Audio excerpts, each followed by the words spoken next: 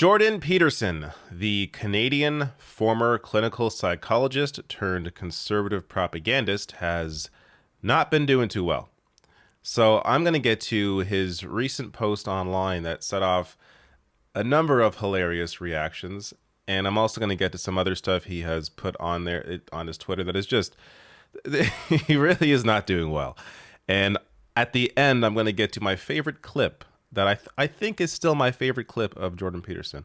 But let me get to what set him off recently. So this is the post that he went on to quote tweet. I'll get to his quote tweet, but this is the initial post from Spiked here, saying the term cis is an invention of trans activists, which it's not. I will get to the origin in a second.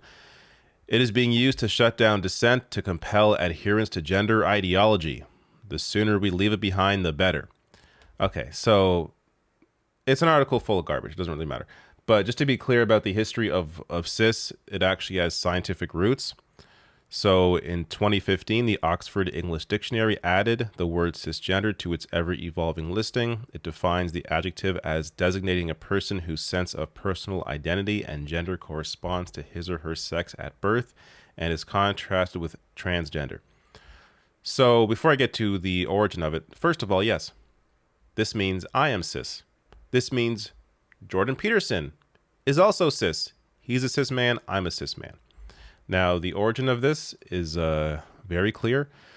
The prefix cis comes from the Latin meaning on this side, as opposed to trans, which means on the other side of or beyond. In chemistry, the prefix cis is added to the name of a molecule when two atoms or groups are situated on the same side of a plane of symmetry passing through the molecule, like a double bond between two carbon atoms. In molecular biology, a cis-acting element regulates a neighboring gene when it binds to a trans-acting element. And I'll link to this. This is from McGill.ca. I'll link to it below in case you want the deeper breakdown here with more information. But this is where we get to, remember, this is a former clinical psychologist here, Jordan Peterson, quote tweeting this saying, "Call me cis to my face and see what happens." Now, I'm going to get to some of his other tweets. As you can see in these tabs, I got some things coming up here. But this led to some hilarious reactions online. This is my favorite. Cosmic Slop posted this. What happens when you call Jordan Peterson cis to his face? Let's check this out. I thought the marginalized were supposed to have a voice.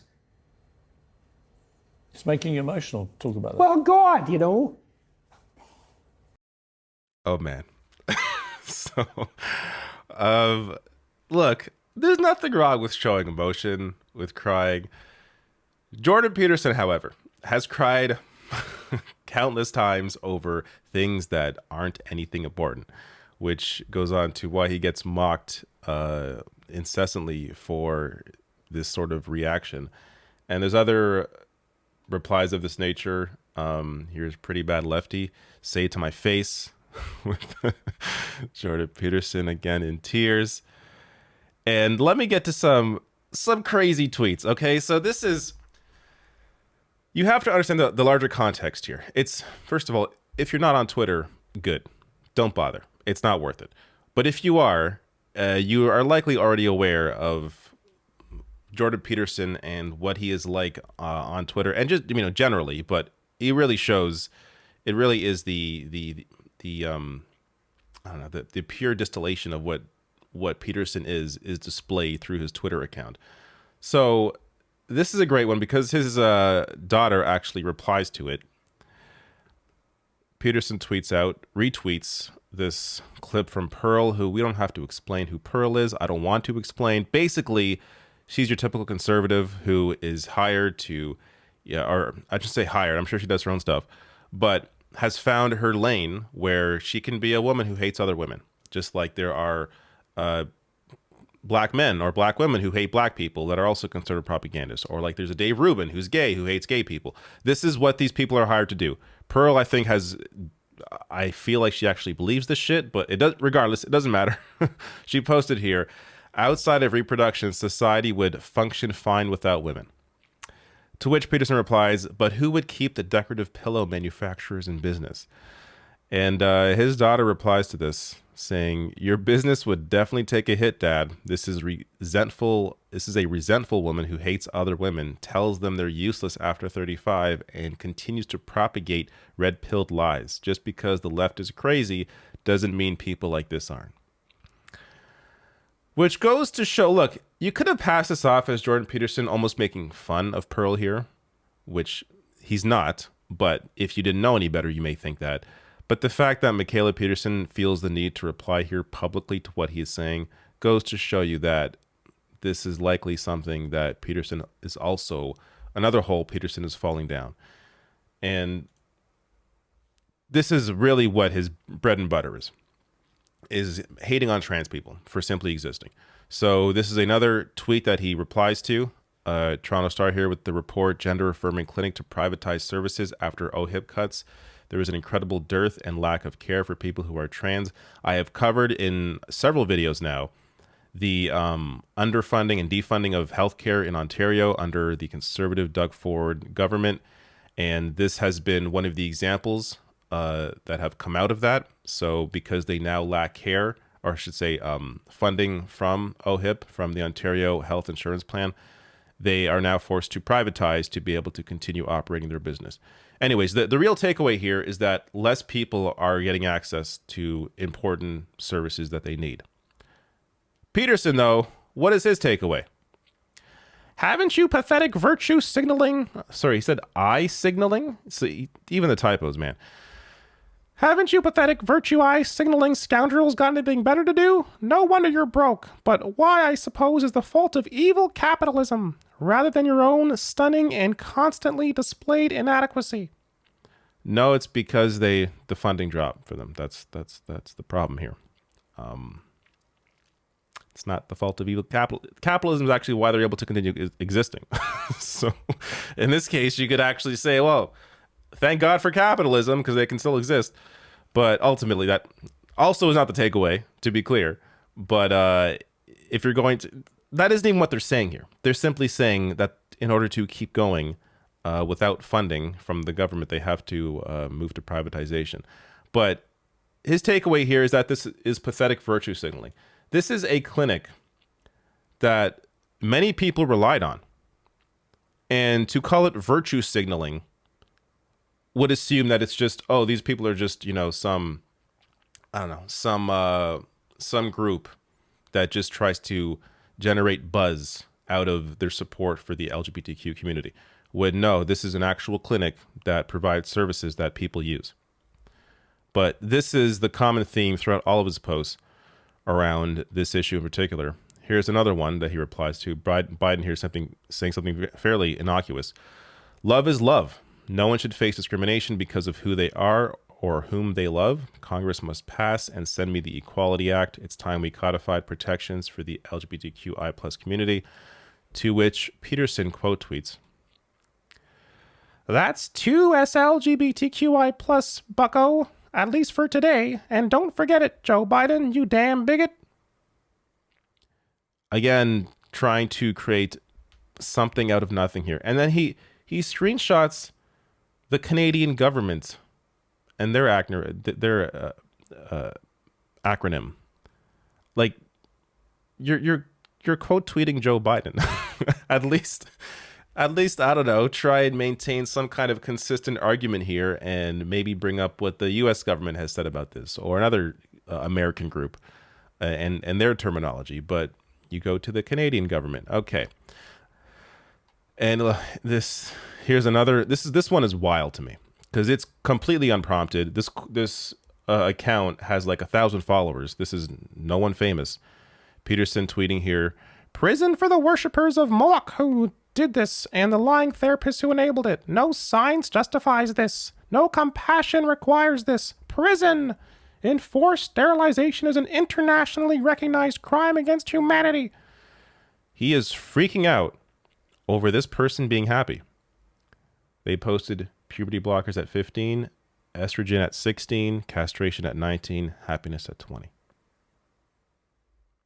This person is happy They are posting that, hey, I'm trans and now I get to be who I am and I'm happy. And he's losing his mind calling it enforced sterilization when this person is a happy adult who made this decision themselves. And this is the reason I'm showing this. This isn't just Peterson. This is the underlying thought process for all of these freaks, for all of these people that are trying to control others and trying to keep people from being happy.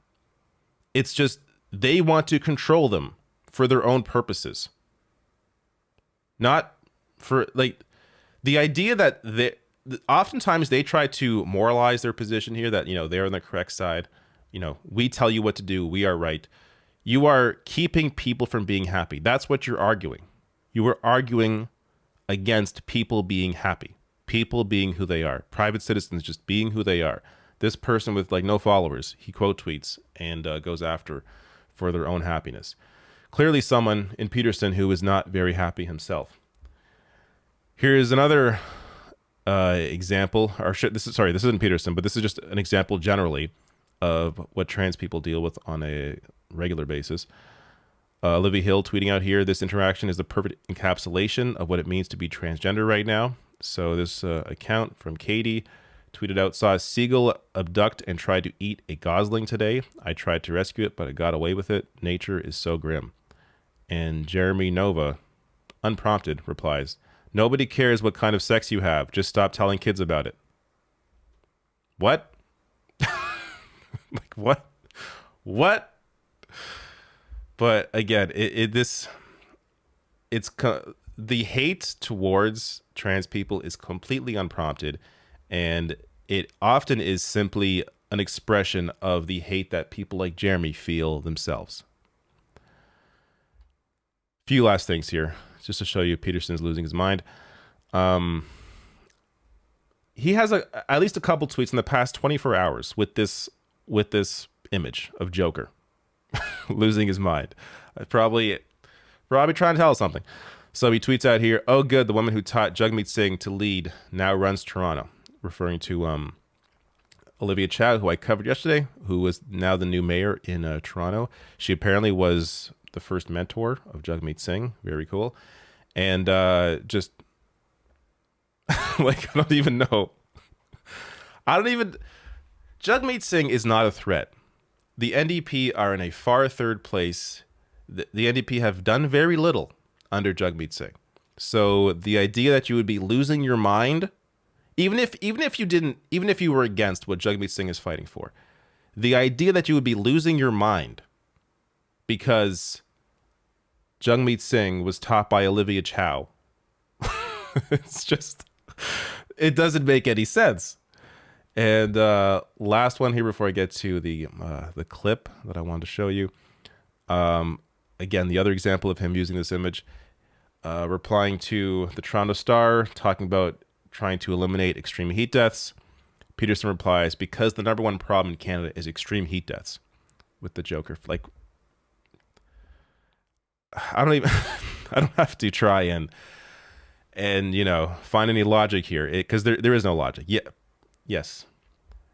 No, it isn't the most important thing, but it's one of the things that, hey, maybe we should try and address out of the many problems facing the world. Like, to, again, lose your mind over a single article about extreme heat deaths is very bizarre. This is my favorite Peterson clip, still to this day. I look back, I did cover this back when it happened. This is like maybe 3 years ago, I'm not sure. But Jim Jeffries here, a comedian, is interviewed Jordan Peterson at the time. And this was just an amazing moment. It really shows you just how little thought Jordan Peterson puts into his positions. Making people bake a cake for a gay wedding. Making them do it? Yeah. I don't think that's a very good idea. But here's the argument. So should they be able to deny making a cake for a black couple if they don't like black people? Allowed to? Probably. That doesn't mean it's right. Okay, so then we had the civil rights movement where they said black people, you had to serve them in your restaurants and stuff like that. And it did work and it did make our society better. But would you argue that that still wasn't right? No, that was right. Why is that different to now if you didn't want to make a cake for black people? Maybe it's not. Maybe it's not different. Yeah. Maybe I was wrong about that. Now, you would think, maybe, in any other circumstance, that, hey, this person has shown some growth. Peterson here has clearly not thought about his position on this at all, but he was informed, changed his position. Good on him. But he's only gotten much, much, much worse since then. So this is not someone who is looking to self-improvement, who is looking to, improve in any way or be open to different ideas, different ways people live. No, he's only closed himself off and become a much worse individual, a much more destructive individual for someone who is supposedly a public intellectual.